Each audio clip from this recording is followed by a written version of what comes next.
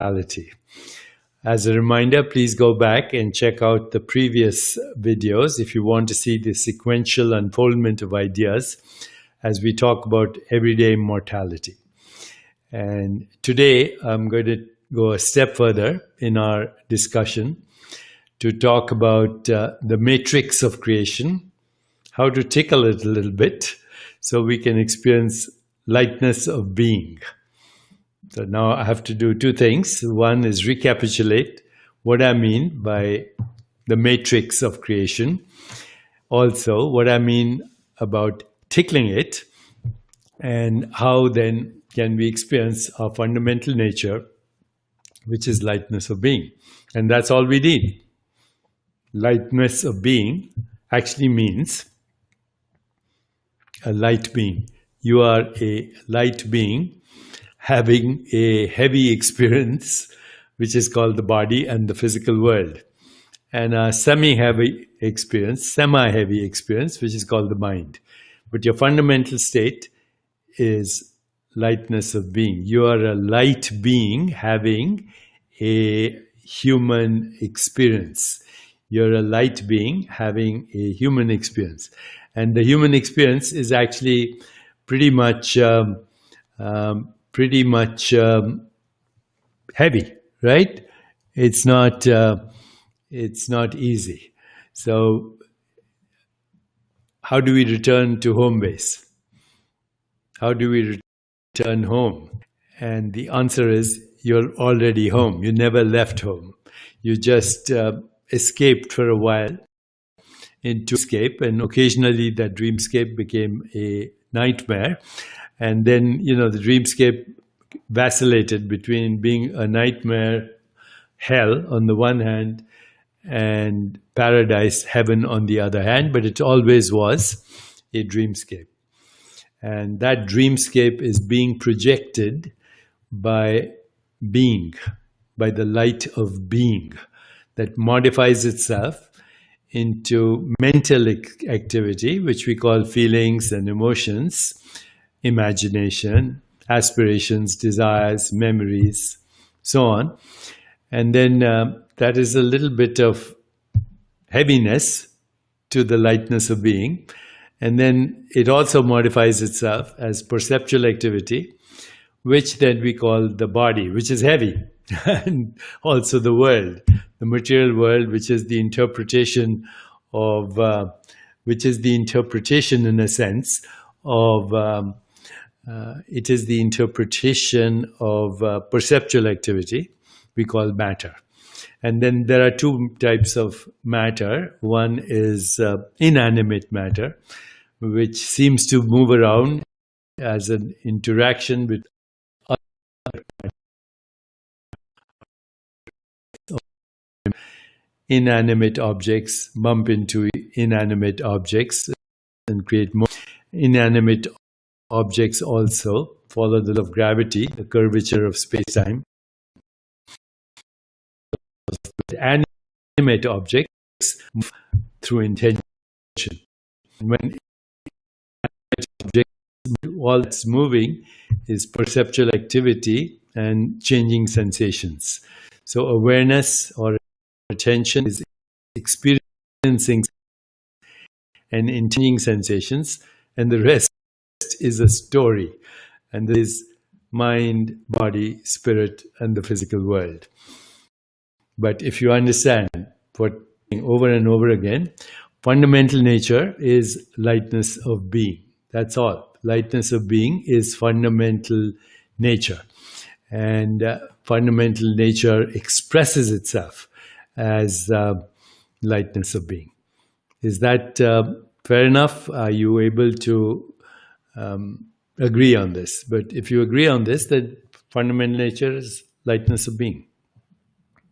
Everything else is a modification of the lightness of being into a slightly heavier experience that we call mind, physical body, and the physical world. But our true nature is lightness of being. Now, I also mentioned the matrix of creation. So what is the matrix of creation? The matrix of creation is the interaction what we might call the entanglement of genetic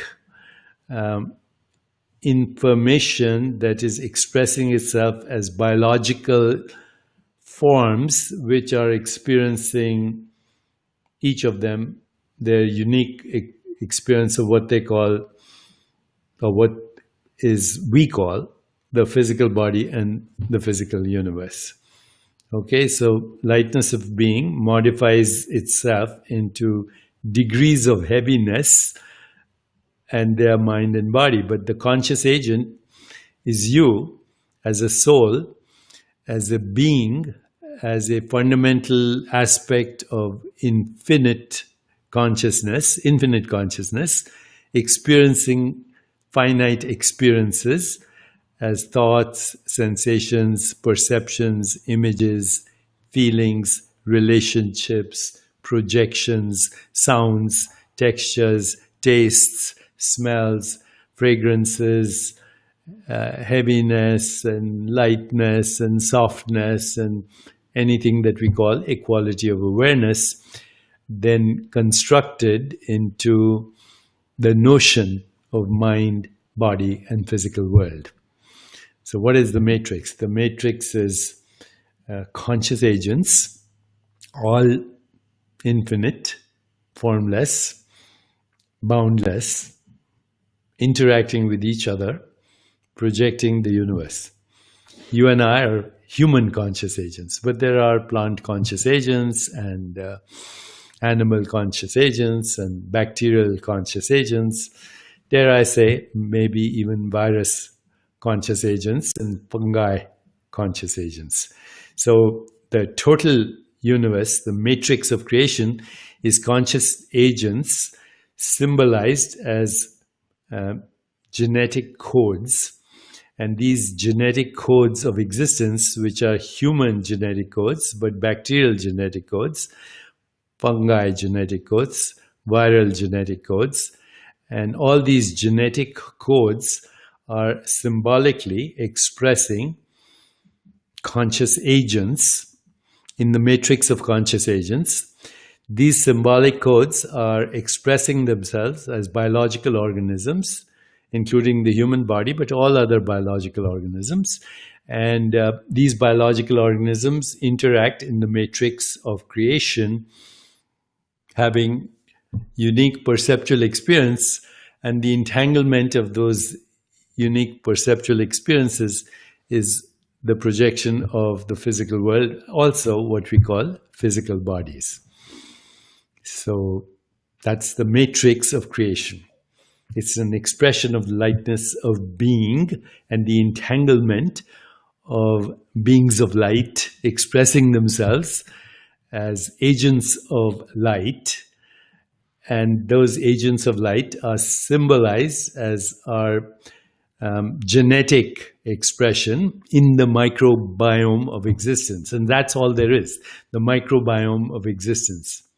We are part of the microbiome of existence. Our cells have genes, and genes are made of DNA. So do bacterial cells have genes made of the same DNA and approximately the same genes with minor variations. And the entanglement of this genetic information results in biological forms that express perceptual activities, and the entanglement of perceptual activities is the matrix of creation. Okay? I hope that's clear. Now, for some reason, I'm not getting your feedback, but that's all right. I'll look at it later. But if we understand that, then fundamental ground is lightness of being, number one. Number two, that fundamental ground is available always to us now, in what we call now. And now is not a moment in time. Now is the presence of being, the lightness of being, which is presence of awareness at this moment in the ambiguity of possible interactions that project themselves as a changing mind-body experience, as changing mind-body world experience. Okay, so this leads us to another conclusion. The point of arrival is always now. When the future happens, it'll be now. When the past happened, it will. Now is always the point of arrival. Therefore, you are the lightness of being now. You can't go where you already are. You cannot step into the location where you exist at the moment, and it's not a location. It is actually the source of all so-called locations in space-time and the experiences that go with it. So if you realize that the point of arrival is always now, and now is not a moment in time, and now is here, this moment, this perception, this thought, this feeling, this emotion, and it's now. And even as you become aware of it, it changes. It evolves into something new. So the continuity of experience is the presence of being, and the ideal state of being is lightness of being. And you're there now. The point of arrival is always now. When you realize this totally and comfortably and experientially and intellectually, and at the level of deep understanding and feeling, then you are a light being having a heavy experience, and you can always return to being light. So right now I would ask you, on a scale of 1 to 10, grade yourself as lightness of being. 10 being total absence in the future or in the past. It also means no resistance now. It also means no regrets. It also means no anticipation. It means being here now.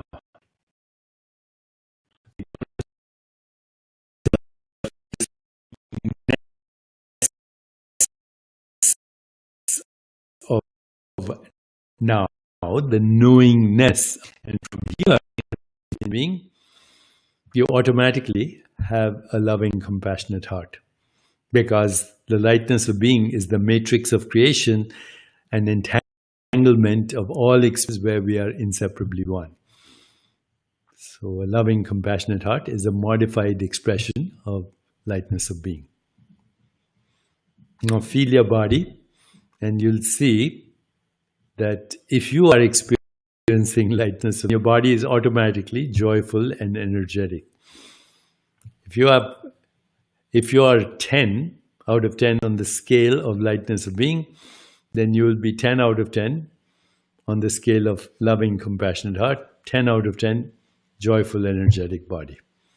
And then right now, as you experience lightness of being, look at your mind, and it's quiet, reflective, alert, creative, visionary.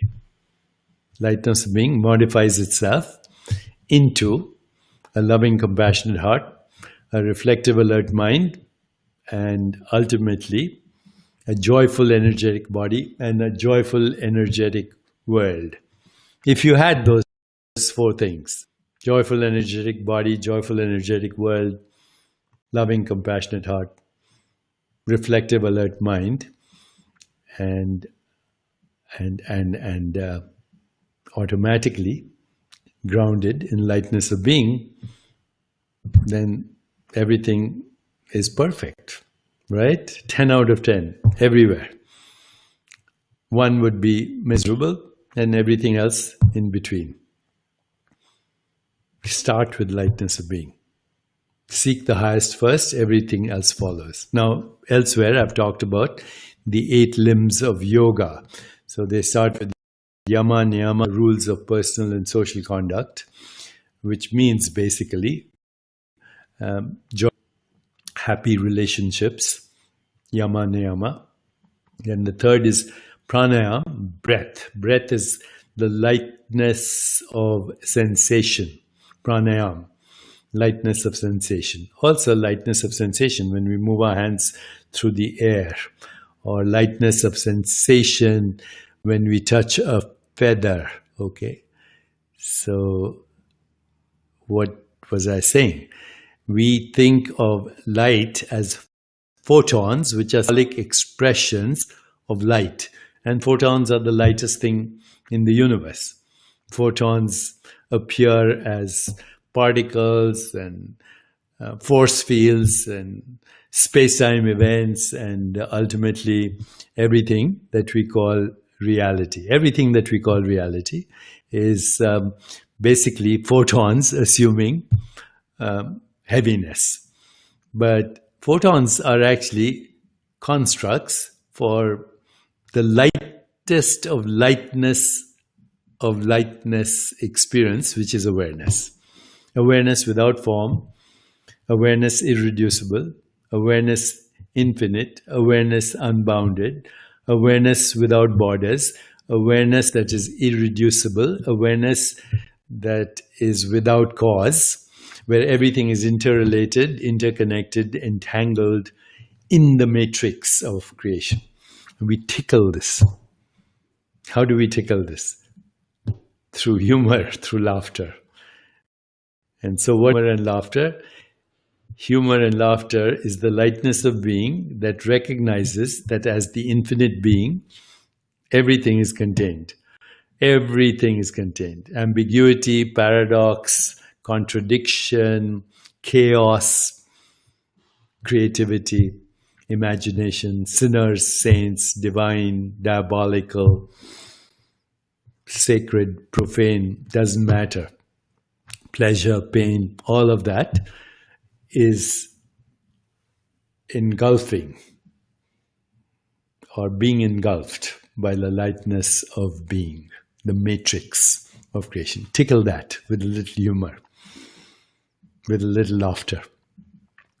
So, when I was reading that book on the Divine Code of Life by the Japanese geneticist, one of his earlier works was that when people have laughter, when they experience laughter, then their sugar metabolism is affected, their insulin response is affected, which means the genetic code starts to turn out proteins and influence hormones, which are all mostly proteins, in a direction of self-regulation.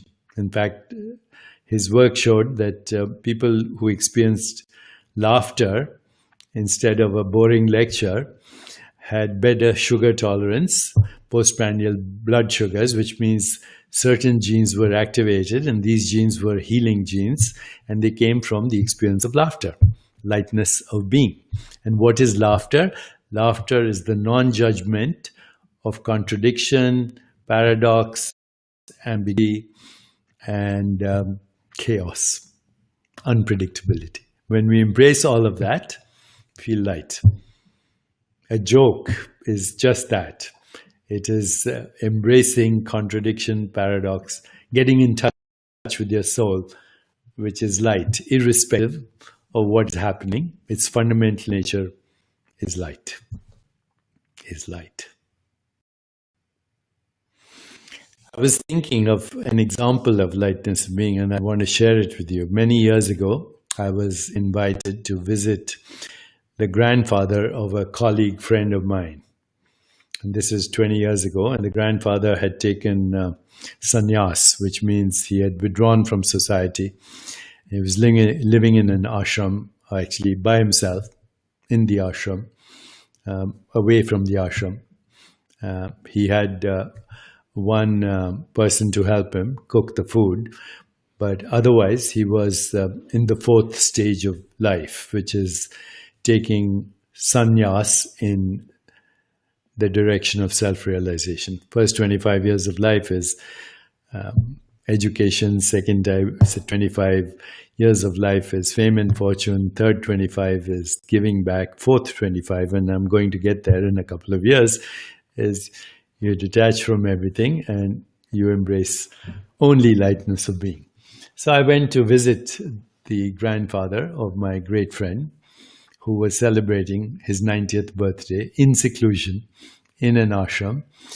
And while we were there, an old person showed up, but he looked very young and very athletic and very light. And as soon as he showed up, he was a monk. He was the only possession he had was a coconut shell, which he wore over his genitalia, and there was a string attached, and it covered his genitalia. That was all he had as his personal possession. So when it came time to eat food, he took the coconut shell and he went to the bathroom and he washed it. These days, everybody should be washing everything that you touch. So he washed his coconut shell, and then he took the rice and lentils that were being served as the meal, put them in his coconut shell, and now it became his dish to eat from, his plate, his bowl. Before that, it was his clothing covering his genitalia. And I asked him, that's all he had? He said, yeah, that's my begging bowl, that's my clothing. And then he put it on his head later, and he said, it's also my cap and my umbrella. When it rains, I put it here. That's all he had. He was the happiest person I've ever seen. The total embodiment of lightness of being. I asked my friend's grandfather, who was then 90. I said, how old is this guy? And he said, I don't know. He's looked like this ever since I've known him. He wanders around and shows up once in a while, maybe once every 10 years, and he looks the same. He's happy. He's joyful. He's light. Okay, so we had a wonderful lunch, and then we left. My friend and I left in our car down the hills from the Himalayas in the ashram. And as we were driving slowly along a rickety road, the driver said, sir, please look behind. And we all looked behind, and it was our friend, the monk with the begging bowl, which was his coconut shell in his genitalia, and he was running behind us like an antelope, like an athlete, like an Olympic gold medal winner. We don't even know how old he was. Much older than any one of us thought. And it occurred to me, if he took away his coconut shell, he would still be happy, because he had lightness of being. That is the kind of lightness that comes from presence, from being. And then everything follows. Everything follows by itself. Seek the highest first, and everything else is added. Be one with the source, and everything else is added. So today I thought, to close this, I would read some sutras to you, which I actually made up a while ago from my notes. And you can reflect on them and see what happens. You can reflect on any one of these. I have about a few thousand of them. But let's maybe try a few, okay? And just think about them, okay? Let's think about each one of them.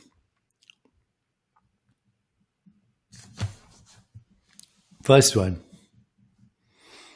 ask yourself, what is wrong with now? Ask yourself, what is wrong right now? See what comes up. Next, past and future veil the divine from our sight. Burn up both of them with the presence of being. There never was a time when your life was not this moment. Once again, there never was a time when your life was not this moment. There never will be a time when your life is not this moment. God's presence, or the divine, is this moment. Time is the only obstacle to God. And what is time? It's the movement of thought. Break the habit of present moment denial and replace it with life-centered present moment awareness. And you will be the lightness of being. You will be a light being. Witness the witness in all you hear, touch, see, taste, and smell. And you will meet yourself in every encounter with the other. Be not the reaction, but the observer of the reaction. I'm just looking at some of my notes, okay? To be in God's presence, free all identification with past and future. No situation, circumstance, relationship, or thing can make you happy or unhappy. Joy and happiness is always now. Now is independent of both hope and despair. Watch your thoughts, watch your feelings, watch your emotions, watch your reactions. Then watch that which is watching. To be aware that I am not present is to be present. The mind is the prisoner of the past and future. The spirit is now and free of both. Craving, grasping, clinging is resistance to what is. Repulsion, fear, flight is resistance to what is. No situation, circumstance, relationship, or thing can make you happy or unhappy. Joy is now. So reflect on those ideas, and we can explore more as we journey together from here to here, the journey without destination. Tickle the matrix of creation, be a light being, and heal yourself and heal the world.